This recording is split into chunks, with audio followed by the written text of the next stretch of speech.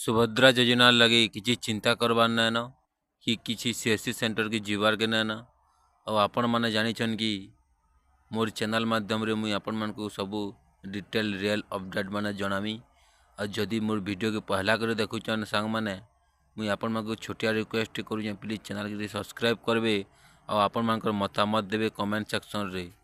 आउ मुई आपण मान चलो कहमी अंडर प्रोसेस और फिजिकल वेरिफिकेशन जेनटा भी आपण मानकर अपडेटटा तिथिरे शो करुचे किसी चिंता करवार नाइन पेंडिंग 100% सबे पाइबे पैसा समकीरण निके जीवा खाता के टंका आउ आपण मानकर निके बोले पैसा जीवा।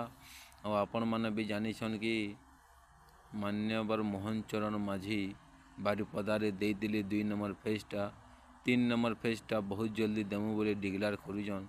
लेकिन यूट्यूब रे बाकी यूट्यूबर माने ठकुजन कि 31 तारीख पैसा मिलवा बोली। लेकिन हेन्ता किसी भी रियल अपडेट नहीं आसबार तेल यदि अपडेट आसबा बेले मुझे आपको पूरा सही सलामत बतामी। और आपण मैंने जानिछन कि राजेश इन्फो वाला केवे भी झूठ कथा ना कहे जेनटा रियल कथा है सेटा ही कहबा। और आपण मैंने राजेश इन्फो के टी सब्सक्राइब करूँ संबलपुरी न्यूज चैनल के। और मुझे आपण मान कहूँ कि आधार सहित एनपीसीआई लिंक करूँ प्रभाती पड़ा कहीजन कि आधार सहित जे मानकर लिंक नाइन से मानकटा खाली असुविधा होजे असुविधा नहीं हबार सीधा सलख पैसा जाऊँगी।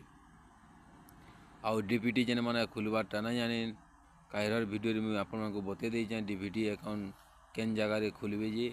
और डीपीटी करदेला आपण पैसा ना अटके सब पैसा धड़ा दौड़ मिलवा। और आपण मैंने जानिछन कि सुभद्रा योजनार डायरेक्ट बेनिफिट ट्रांसफर हिसाब से पैसाटा दौन मोहन माझी सरकार आमर मान्यवर नरेंद्र मोदी। आउ इटा मुई गोटे कथा कहमी आपण मान को आपण मैंने क्या ओटीपी शेयर न करबे कि किसी आपण मानकर पासवर्ड पत्र किसी शेयर न करबे ना तो आपण मानकर अकाउंट जीरो हो जावा। यहाँ सब ठगुचन सीएससी सेंटर लगवा अमका लगवा इटा ऑनलाइन लगवा सेटा लगवा बोले ठगबे आपण मान को बोले छोटिया अनुरोध करुचे आपण मैंने क्या ओटीपी कि आपण मानकर फिंगरप्रिंट